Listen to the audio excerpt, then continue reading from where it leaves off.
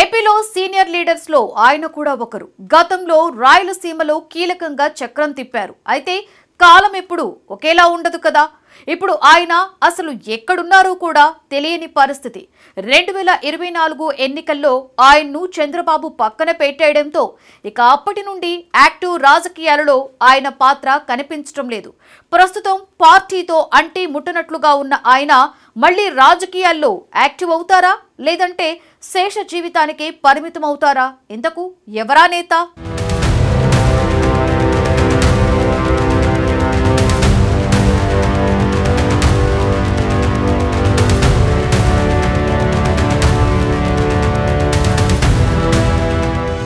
వైసీపీని ఎదుర్కోవడానికి 3 పార్టీలు కూటమి కట్టాయి.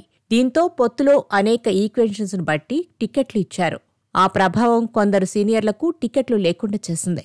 సుదీర్ఘకాలం పార్టీకి విధేయులుగా నిత్యం ప్రజల మధ్య ఉంటూ వచ్చిన నాయకులు పొత్తుల వల్ల సీటు కోల్పోయారు.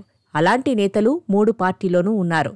అందులో ఒకరే TDP senior leader Nimmala Kishtappa. ఆయనకు, ఆయన కొడుక్కి ఇద్దరికీ టికెట్టు ఆశిస్తే ఒక్క టికెట్ కూడా ఇవ్వలేదు చంద్రబాబు.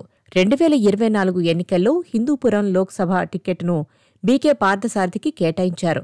అసెంబ్లీ టికెట్టు కూడా కిష్టప్పకు దక్కలేదు. పుట్టపర్తి టికెట్ ఆశించినప్పటికీ దాన్ని సింధూరారెడ్డికి ఇచ్చారు. దీంతో ఇప్పటికే నిమ్మల కిష్టప్ప టీడీపీకి దూరంగా ఉంటున్నారు.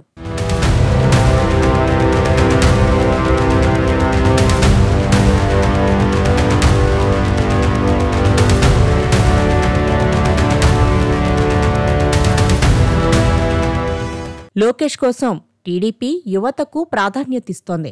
2024 ఎన్నికల్లోనే చాలా మంది యువనేతలకు టికెట్ ఇచ్చారు. అదే సమయంలో ఒకప్పుడు పార్టీకి బలమైన పునాది వేసిన కొంతమంది సీనియర్ నేతలు ఇప్పుడు కనుమరుగవుతున్నారు. వారి పాత్ర క్రమంగా తగ్గిపోతుంది.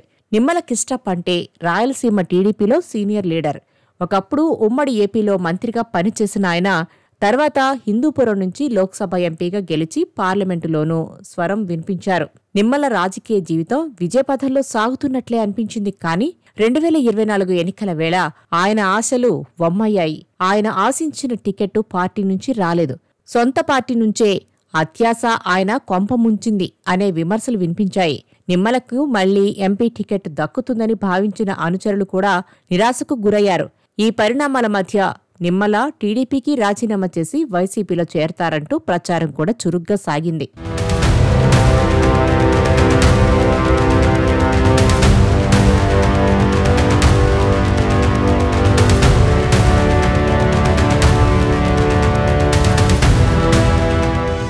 ఇటీవల టీడీపీ అధినాయకత్వం పార్టీకి కొత్త శక్తిని, కొత్త తరం నాయకత్వాన్ని తీసుకొచ్చేందుకు యత్నిస్తోంది.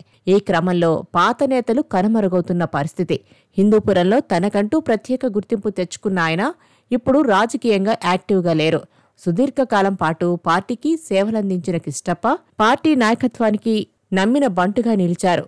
నిమ్మల కిష్టప్ప తన రాజకీయ ప్రస్థానాన్ని 1994లో ప్రారంభించి అసెంబ్లీకి తొలిసారిగా ఎన్నికయ్యారు. తరువాత 1999లో కూడా గెలిచారు. ఆయన ప్రాతినిధ్యం వహించిన గోరంట్ల నియోజకవర్గం డీలిమిటేషన్లో రద్దయింది. ఇక 2009-2014 ఎన్నికల్లో హిందూపురం ఎంపీగా విజయం సాధించారు. గ్రూపు, వర్గ రాజకీయాలకు ఆయన చాలా దూరంలో ఉంటారని పేరు.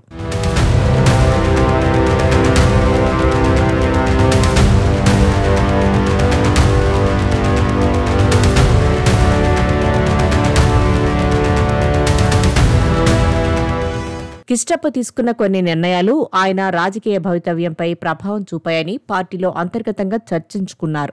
అంతకు ముందు 2 సార్లు ఎంపీగా గెలిచి పార్లమెంటులో మంచి పేరు తెచ్చుకున్న నిమ్మల 2019లో అసెంబ్లీ ఎన్నికల్లో పోటీ చేసి మంత్రిగా మారాలనే ఆశ పెట్టుకున్నారు. పార్లమెంటు స్థాయిలో ఉన్నవారు తిరిగి రాష్ట్ర రాజకీయాల్లోకి వచ్చే ప్రయత్నం చేయడం, అదే సమయంలో తన రాజకీయ వారసుడిని కూడా రంగంలోకి తీసుకురావాలనే ఆలోచన పార్టీని బలహీనపరిచిందని అంటారు. ఈ క్రమంలో ఆయన పెనుకొండ, పుట్టపర్తి నియోజకవర్గాలపై దృష్టి పెట్టారు. ఎంపీగా ఉండి కూడా తన ఎంపీ నిధులను ఈ ప్రాంతాల్లో ఖర్చు చేశారు. అభివృద్ధి పనులు చేపట్టారు. దీనివల్ల ఆయా నియోజకవర్గాల్లో ఉన్న టీడీపీ ఎమ్మెల్యేలతో ఆయనకు విభేదాలు ఏర్పడ్డాయి. అంతేకాకుండా కిష్టప్ప చర్యలపై పార్టీ అధినాయకత్వానికి అధికారికంగా ఫిర్యాదులు వెళ్లినట్లు వార్తలు వచ్చాయి. ఈ పరిణామాల కారణంగా అప్పటి నుంచే పార్టీతో ఆయన సంబంధాలు క్షీణించసాగాయి. 2019 ఎన్నికల్లో ఆయన ఆశించినట్లు కాకుండా మళ్లీ హిందూపూర్ ఎంపీ టికెట్టే ఇచ్చింది అధిష్టానం. ఆ ఎన్నికల్లో కిష్టప్ప ఓడిపోయారు.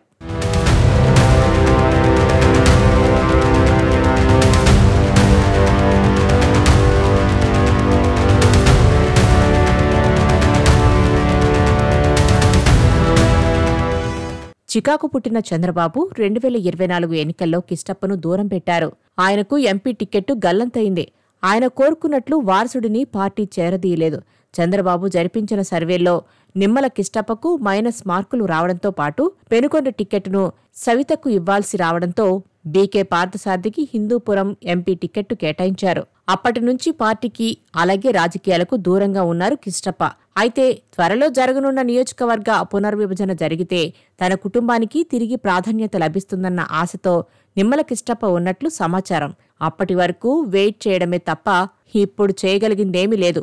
చూడాలి మరి ఆయన తిరిగి మళ్లీ రాజకీయాల్లో యాక్టివ్ అవుతారా లేదంటే శేష జీవితం గడిపేస్తారా అన్నది.